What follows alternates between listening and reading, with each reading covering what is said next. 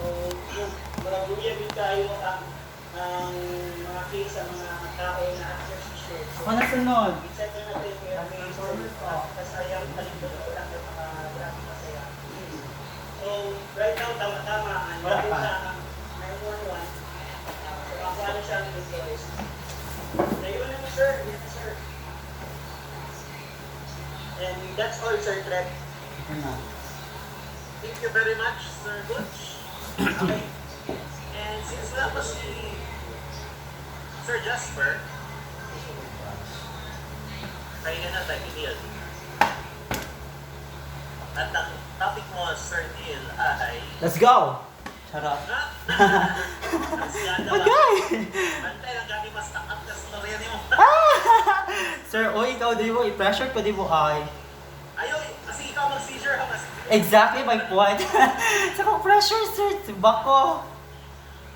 Kapit niyo mo kay seizure. Sige po. Alright, sige. Bash. Seizure ka? Bato.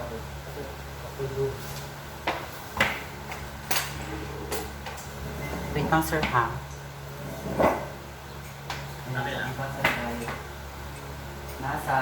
Ang senaryo kay nata sa lamay, sa mga settlement times ka, anong ka? Mag-barcode lang, so. Halingkod lang sa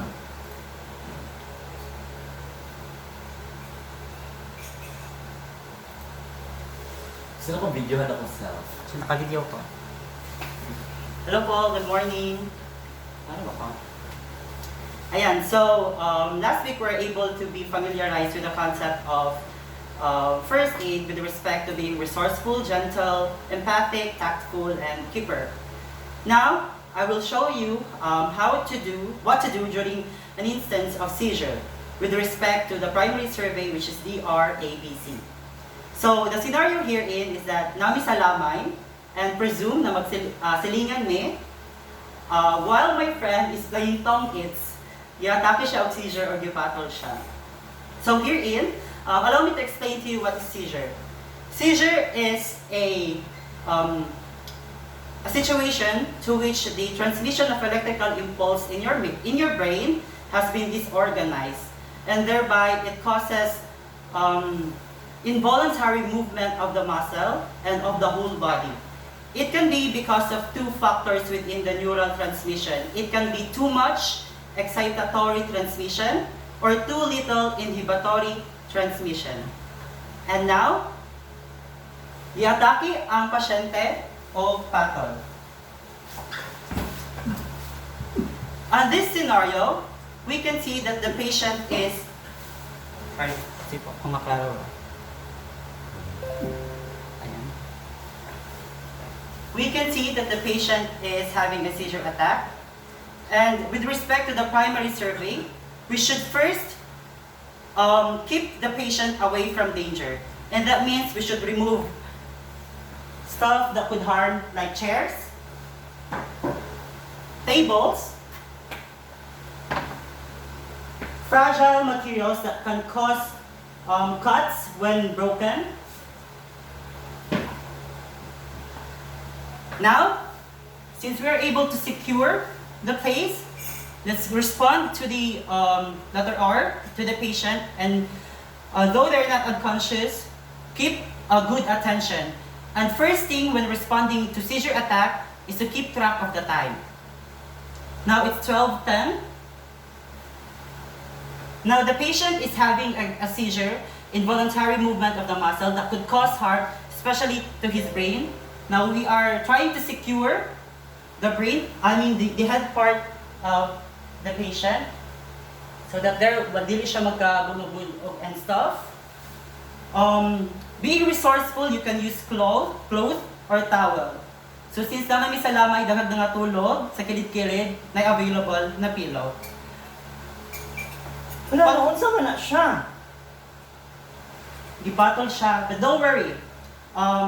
Di lang nato siya hilabtan, palihog kog palayo sa imong kape, kay basig maigo siya or something. Pinakita na ko sa TikTok na dapat but nga na siya og kutsara. No, that's a big no-no. Dili pwede butangan og kutsara or something na solid material ang baba, because it might cause a harm sa sanipon sa ato ang pasyente or sa jaws, which is much more dako og impact. Also please, hands off. Dili na to gunitan o i-restrain ang pasyente kaya pwede siya mag-cause of fracture kaya gipugnan nimo ang involuntary na movement sa iyang body. So please keep off na lang po. Just relax. Kabalo ko paryente mo, standby lang and I will assist ang atong pasyente. On that scenario, we can tell that there is another thing with the letter D sa DRABC sa primary survey. Danger. Let's keep off people that is knowledgeable of the situation. So other than materials within the area, also keep off the people that can cause harm sa tuang patient. Ayan. So now, we can see that the patient is okay na, naka-relax na siya, huwag ang iyahang kamot, kaya na siyang mga kilid, kaya mo na iyahang seizure. Ayan. So, now, we will check the airway of the patient to check breathing.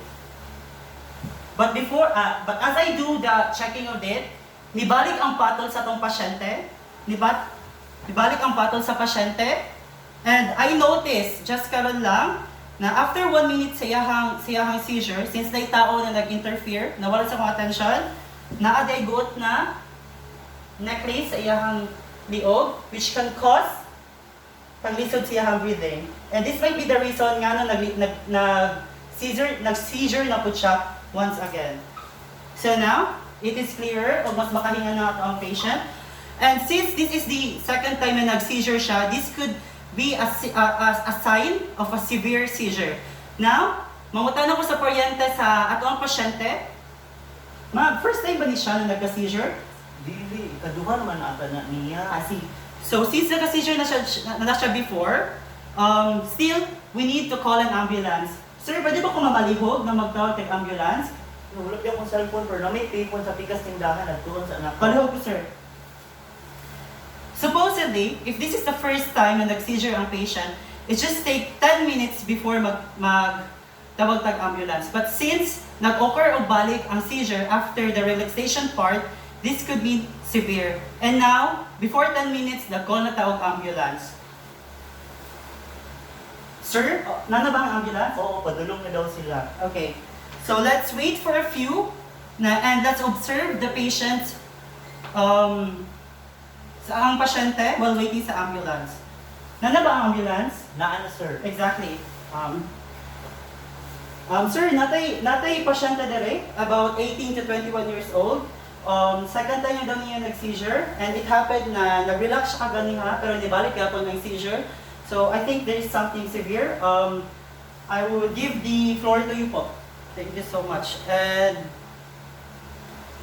yes. But let me play as a responder. Kunwari ako po yung ambulance. So if the patient had already relaxed, what we should do is to